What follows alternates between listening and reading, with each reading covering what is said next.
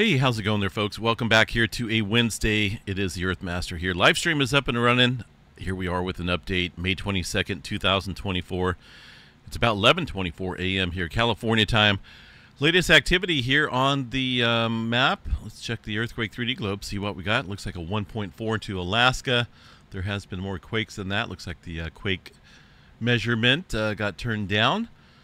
But, yeah, latest quake at 1.4 up into the area of Alaska. Looking at the last 24 hours here around the Campi Flegrei region of Italy, where we've been watching this volcanic activity here recently, shows a 1 earthquake with a 3.6. So things are toning down a little bit here in this area, just off the coast here near Nepal's. That has been an area of interest here recently with earthquake swarming and whatnot going on. Still sits at a yellow, which is restless, 2 out of 5. This area, as I forgot to mention yesterday, someone was talking about, the land rising out here. Well, it's actually famous for frequent episodes of major ground deformation in the form of large-scale uplift and downlift of the ground called bradyism. And imagine seeing that there at Yellowstone. That'd probably spark some nerves for sure. But this area goes through periodic wake-up, so to speak, with earthquake swarms and major large-scale uplift and downlift of the ground. So things look like, for now, they are toning down in terms of the earthquake multitude of quakes there. I know we've seen a decent amount of swarm there in the last couple weeks, but we'll continue to keep an eye on it.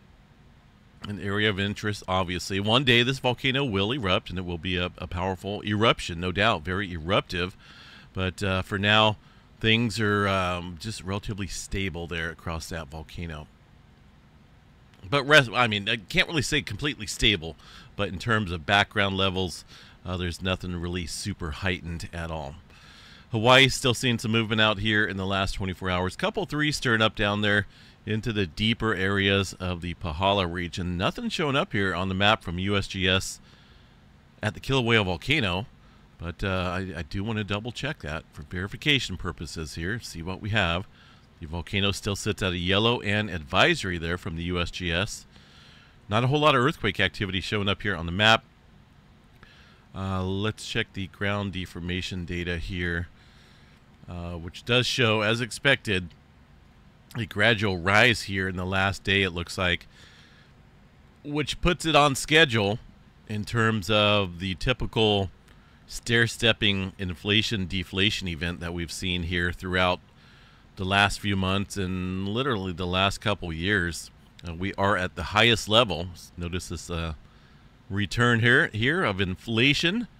That's going to probably go up above the previous levels of inflation, and that puts us at its highest level there across the summit region in terms of inflation since 2018. So we'll continue to watch that for some movement. Just a matter of time, I suppose, here. Right now, earthquake activity fairly minimal, though, across the Big Island. All right, what else we have overnight? Didn't get a chance to do a late-night update. Got caught up in some stuff out here and got kind of lost track of time.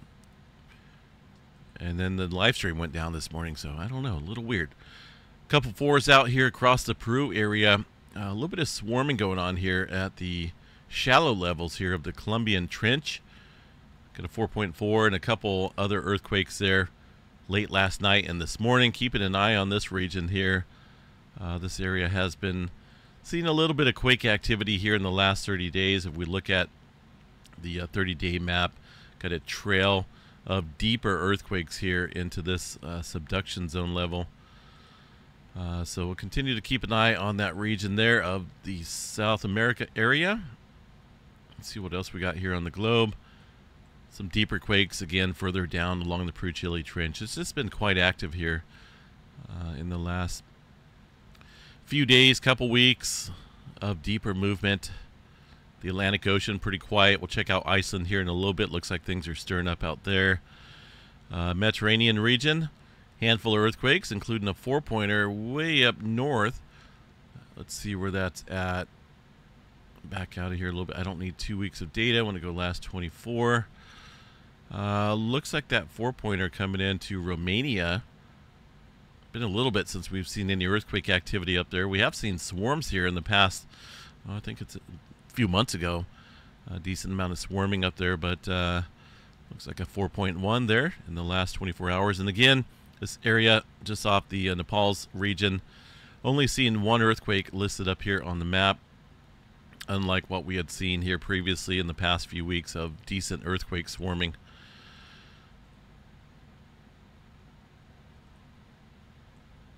Super deep quake here, just off of the Himalayas, 4.8. Most of the movement here today looks like the typical clustering here around the Philippines area southward. A little bit of movement around Taiwan as well. Definitely noticing some uptick here across the Tonga Trench, Kermadec Trench, stretching down into New Zealand, where there's a swarm of activity stirring up underneath the North Island. It looks like quite a few 3s and even a 4 in there, it looks like, maybe.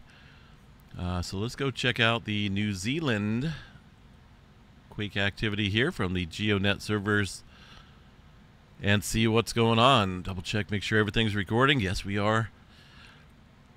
All right, so yeah, a couple 3s stirring up there just off the plate boundary. It looks like 3.8, the latest here in the last 3 hours. This is going to be the all magnitude, so it's going to show a little bit more of the earthquakes that were not felt, but still they are earthquakes, and like any earthquake activity, it's good to monitor what's going on and how deep they are. We're getting a lot of deep activity here underneath North Island recently.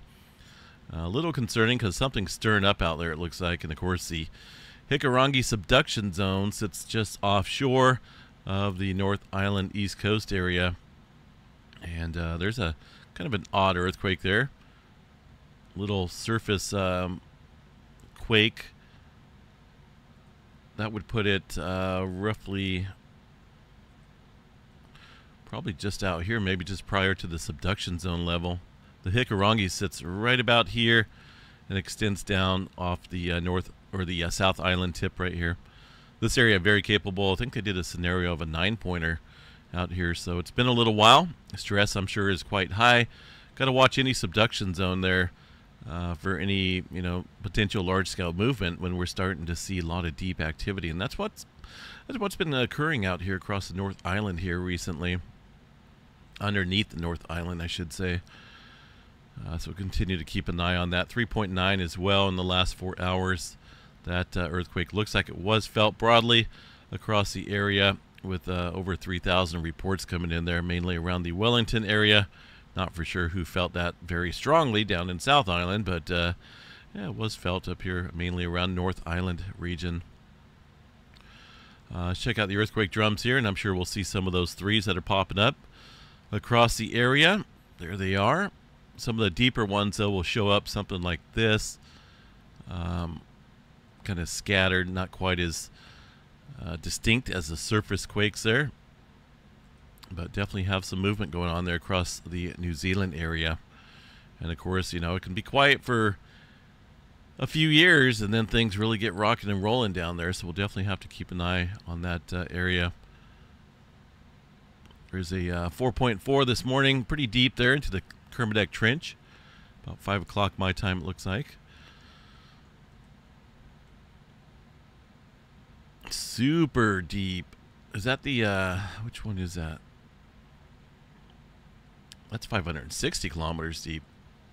That's going to be this one way up here. That is a really deep earthquake here. So overall, we're getting that cycle of deep earthquake movement again across the typical zones of the subduction area. That in itself re-amplifies the strain out here across the plate boundary, and there's just a cycle of deep movement quakes followed up by surface adjustment across this area. Already seen some surface activity about 8 o'clock this morning here, following that deeper activity there into the Tonga Trench. So continue to watch this area. It could be either way. It could go either way. If we got enough strain and stress built up here, we'll see further earthquake activity. If not, a lot of that migrational pressure pattern transfers across the plate boundary right here, and the general pattern of plate movement points towards the northwest, so that would amplify conditions out here across the Filipino plate there in the it's kind of a burnt orange here on my side. All right, let's see what else we got here across the region. California, zoom in here real quick, see what's going on. Southern California looks typical, more typical than normal today. Really no major earthquake swarms. Got a little bit of activity way up in the mountain ranges here. Looks like the Granada Hills area. Couple ones, really nothing major. No major swarming, just a slight amount of earthquake activity. Further down south, that swarm that we were watching here has completely disappeared. Really not seeing any signs of it yet. Coming back up and about. So I'll probably drop the earthquake watch out here for now. I do think it's a good idea when we see elevated swarming out here around the San Andreas Fault or anywhere in Southern California to be on guard. So that's why I issue that earthquake watch when we do get elevated swarms occurring in this area. But for now, it looks like things have tapered off there in that area. But of course, still always be prepared. A little bit of movement up along the what is this, northern central area of the San Andreas Fault. Very small earthquakes here, branching off of it there on the Calaveras. Northern California, not a whole lot stirring up out there. Pacific Northwest as well, pretty quiet. Yellowstone up here, looks like they added a handful of smaller quakes in the last 24 hours, so let's go see what's up. Hopefully everyone's enjoying their Thursday or Wednesday. Trying to get ahead to Friday already. I was going to say Friday's right around the corner tomorrow, but yeah, that's not the case. Got a couple more days here. There's that earthquake activity stirring up on the USGS map over around the Hebgen Lake Estates area. Very small earthquake activity. Aside from that, Yellowstone supervolcano remains inactive in terms of any large-scale movement, which is good, right? We want to keep that nice and quiet. But eventually, like other volcanoes out here, that will not be the case. Quiet spells last for a little while, but the intense activity can come about pretty quickly as well. Texas, oil fields getting hit out there. Oklahoma, man, goodness, seen some big-time tornadoes out there in Iowa yesterday. They had that huge severe weather threat and some big-time tornadoes out there.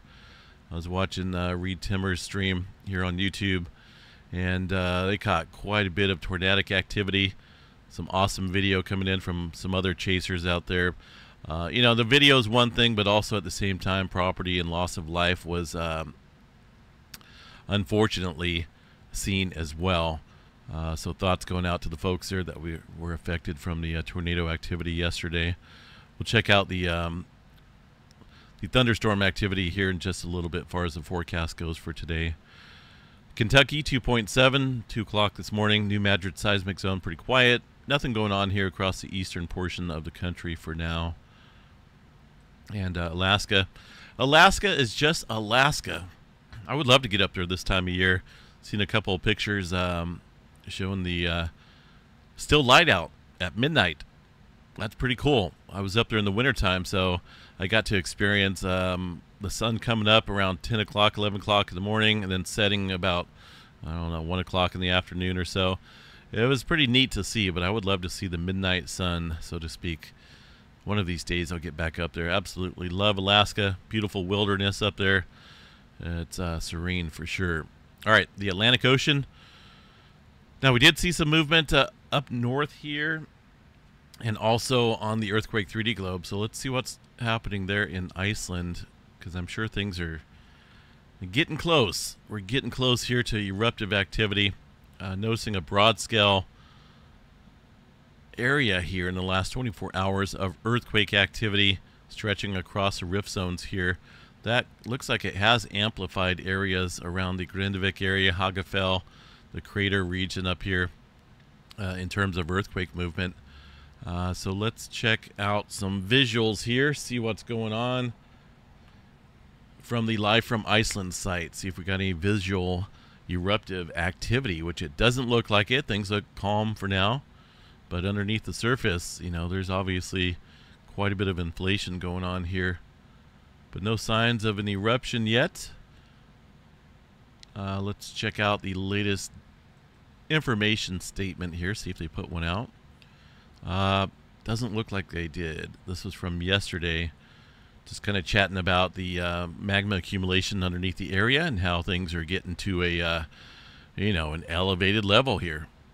Here's the most recent inflation chart. We're looking at 17 million cubic meters of magma that has accumulated now in this area, and we're at a point here where we should see things quickly advance in terms of either a magma intrusion displacement somewhere down there, or potentially an eruptive event here at the surface. I mean, either way, we're going to have that magma intrusion event take place somewhere out here. Hopefully it's not further down south around the Grindavik area, but as of, obviously some concern. There has been some earthquake activity down here recently, so we'll keep an eye on it. Things are getting pretty close, I feel. All right, let's see what else we got here. Let's check out the space weather real quick here, see if there's anything popping out here. Looks like a little bit of flaring going on. Sea flare activity from, let's see which sunspot that is. Looks like over here across the western limb, a little bit of sea flare activity in the bright features there on this UV UV filter. One of the best images to view for solar flare activity. Right now, it doesn't look like we have any major solar flare threats, just minimal activity. We do have, obviously, numerous sunspots that are currently facing the Earth. 3685 is looking right at us with a whole bunch of eyes, but the complexity of this sunspot is not quite as dynamic as one would wish for if we are looking at some solar flare activity. It's relatively disorganized, so I'm not expecting much from this sunspot. This area over here does look like it's growing a little bit, getting quite a bit of complexity going on, but the position here will scoot it off to the western limb and be out of sight, out of mind here before we know it. We do have a little sunspot back over here as well, and we are watching a giant sunspot on the far side of the sun. That was former sunspot 3663, which is coming back around the bend here. Should be visible. Let's see, is this today's image? This is from yesterday, so it's probably a little bit closer here. Should be visible. Should maybe be able to get a peek of it here tomorrow, maybe even late tonight. We'll have to watch that and see if it comes around the eastern limb. It's a huge sunspot, at least according to this image here on the far side. This is the Earth-facing side of the sun. Here's our current sunspots that are facing the Earth. There is 3664, the source of all the X-flare activity recently and all the aurora events that we witnessed. Roughly is probably a little bit past center disk on the far side, and that will be coming around here in a few days as well, so we'll get a little glimpse of that, maybe about a week. But for now, this area, I'm kind of curious to see what this one looks like. Again, that's old sunspot 3663 that will be renamed, and we'll see what happens. I don't see any super bright activity over there, but it's hard to tell. I see some magnetic lines way out there on the northeastern limb, so that may be a little view of it out there. But we'll check back here tonight and see what it looks like, if it's visible. All right, here's the severe weather outlook today. Shifted a little bit further south. There is an enhanced area. Yesterday was at moderate risk up here, and some big time tornado activity. Real quick look at the storm reports here from yesterday, 5/21. Seen a lot of wind, big time wind events up here across this area. Tornado reports at 26. Again, and mostly around the Iowa area. Did see some in Nebraska. It was a crazy day and an unfortunate day as well. Those tornadoes were pretty strong and did some damage to quite a few communities out there in the region. So today's activity, again, shifted south, it looks like. There is a 5% chance for tornado activity here in Texas, Oklahoma, parts of Arkansas, and Louisiana as well. But don't ignore the 2%, because that does extend a little bit further around this main boundary area, and even a little bit of 2% zone up here in Ohio, which we need to watch as well. Main threat looks like it's going to be some damaging winds and some large hail potential, which Texas does it quite often down there. They got a lot of moisture coming in from the Gulf, and those thunderstorms have a lot of energy to feed off of and create these continuous updrafts that create the larger hail, and that's the looks to be the main threat out here today in these areas. So just stay weather aware for that. And tomorrow, well, looks like we're back here across the area that had just seen some severe weather here yesterday. Looks like some tornado threats out there as well. This is going to be for the day on Thursday, and we'll check back on that tomorrow or tonight. And it's that time of year. Things get quite busy out here, so best to be prepared. Make sure you have a plan. Keep an eye on the sky. Watch your weather radar. Keep your emergency alerts on the phone active. It's pretty important to do that. I'm sure you guys, don't need somebody from California telling you that. But I'm just here to put out some of the information out here and advise people of the severe weather potentials out here. All right, so let's see. Yeah, I mean, there's really not a whole lot going on happening right now as far as any major large-scale movement. A couple areas, obviously, to watch is going to be New Zealand with the elevated earthquake activity down here in terms of deeper movement, right? Seen a lot of activity here recently. A little bit of surface adjustment, but I think there's a little bit more to go here in terms of larger movement. Just seen too much deep activity down here. It's leading to something. So keep an eye there on New Zealand. Our quiet zone here today, roughly around Vanuatu. But we'll see how the day goes. Hope everyone enjoys. Again, live stream is up and running. We'll be back here a little bit later on this evening for the Wednesday night update. Got a few things I got to do here. I'm down to the last week of college here where I'm going, and got a couple finals and a couple more lectures to complete, and that is it. I got a little break for the summer coming in here, which is going to be nice. I'm going to try to enjoy it because, school's obviously important, but, man, I need a little mind break. That's for sure. I've been thinking too much. Sometimes it's nice to not even have to think, right? Sometimes. All right, have a good one. We'll catch you guys back out here a little bit later on this evening, folks. Take care. Stay safe out there.